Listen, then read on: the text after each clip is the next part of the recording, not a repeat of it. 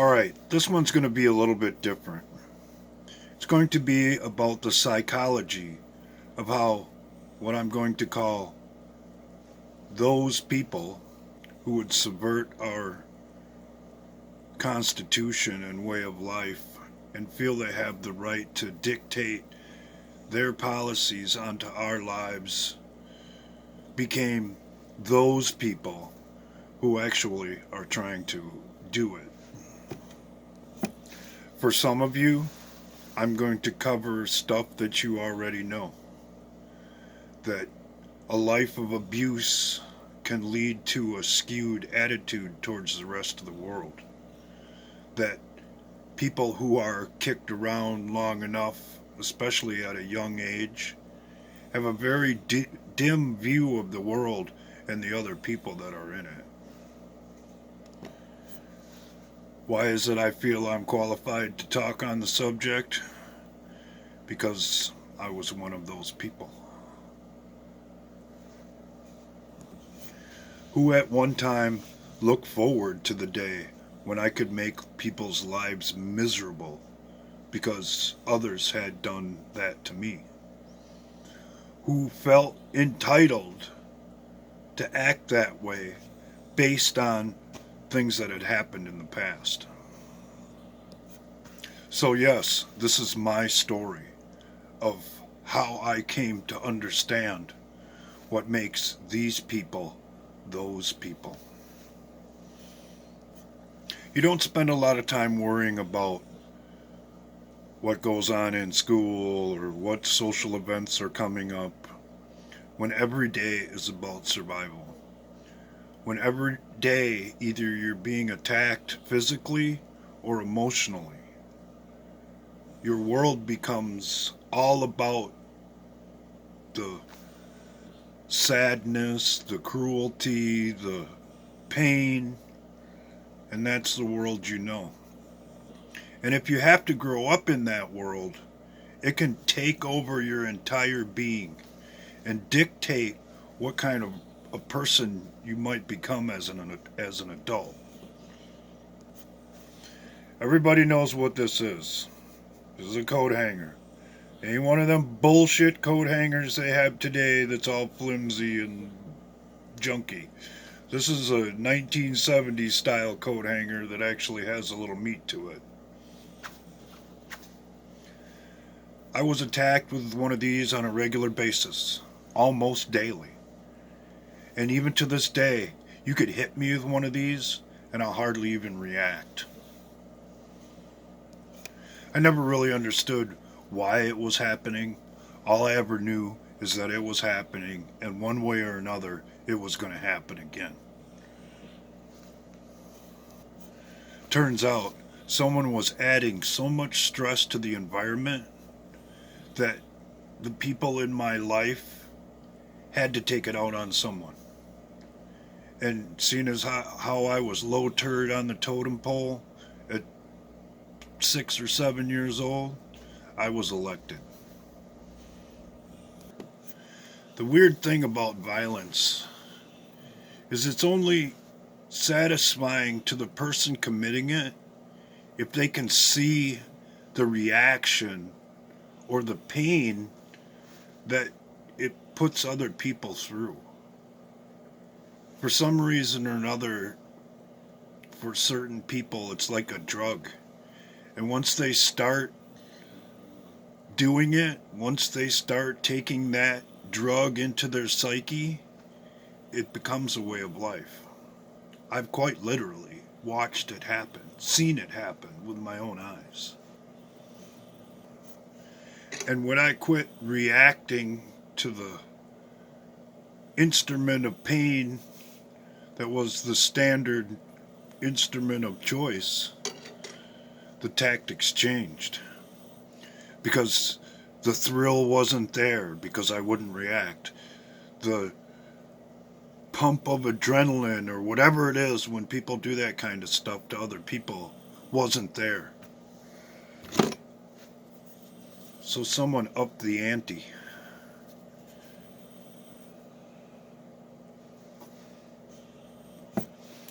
And there are probably some of you out there that have been threatened with a knife, that knows that feeling of terror and what that sound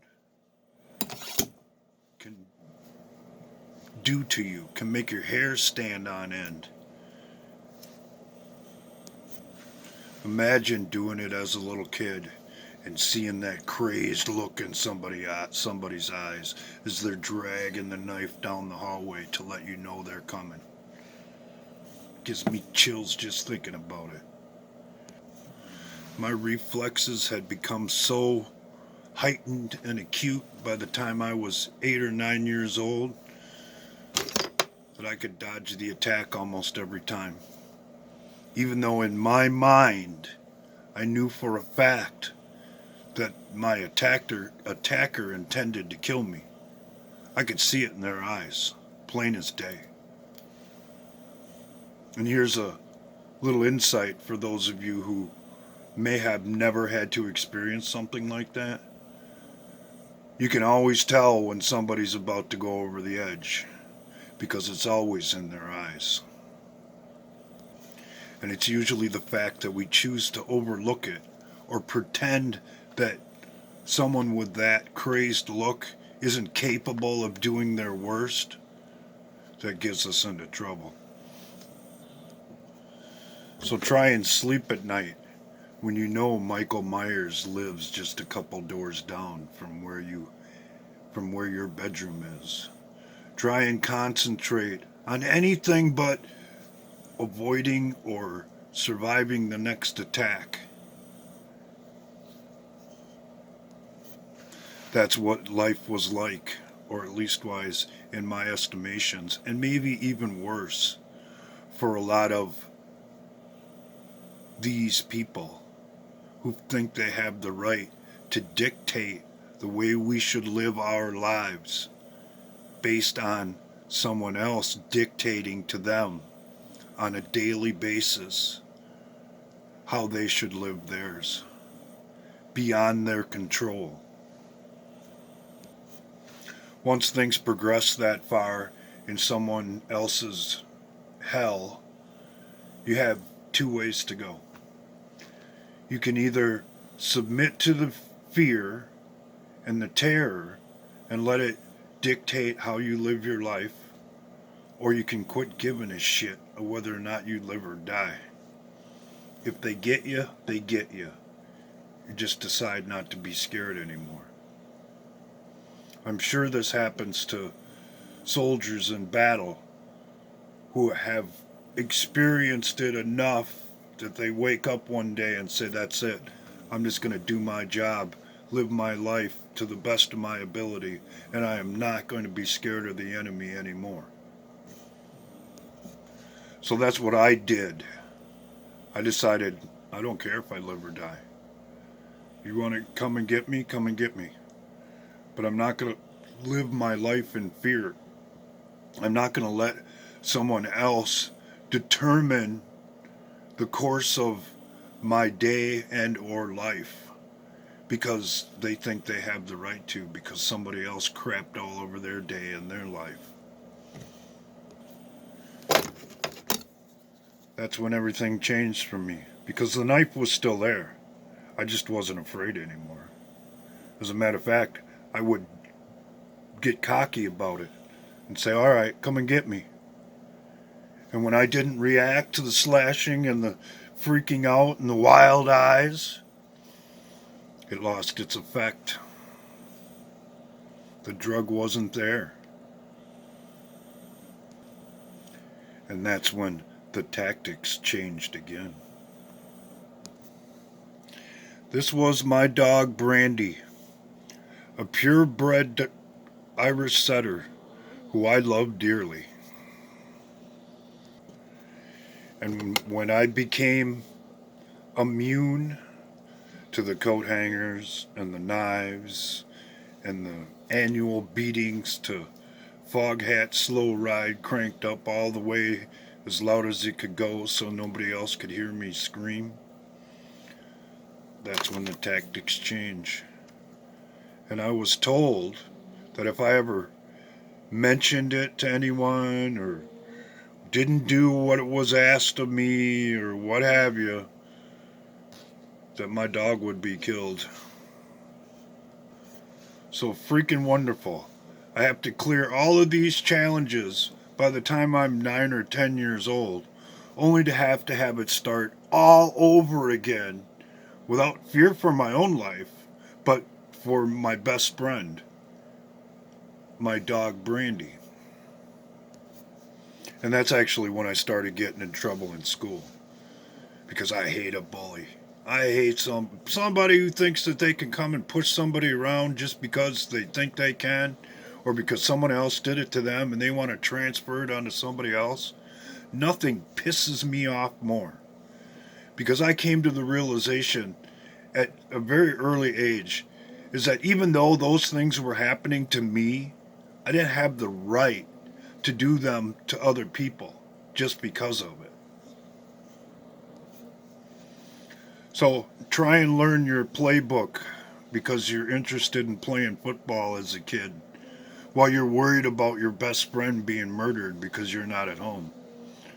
Try and concentrate on wrestling moves because the old man says you're going to wrestle or you ain't going to do any other sports, and be good at it when you're worried about coming home to your dog being murdered by Michael Myers, who just happens to live right down the hall.